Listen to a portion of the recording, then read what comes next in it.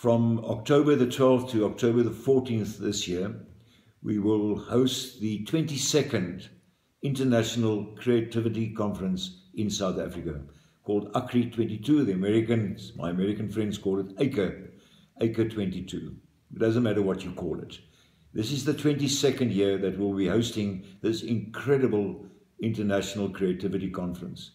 And people come from all over the world to attend, and we have about 40 international speakers that will present at this conference. There is really nothing like this conference. There is nothing like it.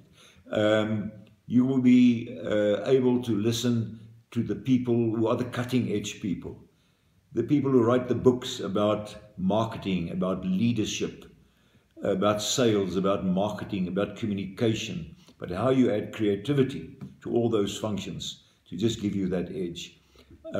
We invite you to register, to attend, and I think you'll experience what I've experienced and my colleagues and my friends have experienced over so many years, that not only is it in the classroom or in the lecture room where you listen and you grow and you get some different kind of empowerment, but you're able to network. In the evenings, you relax, you sit, you drink a glass of wine with people from all over the world and you share.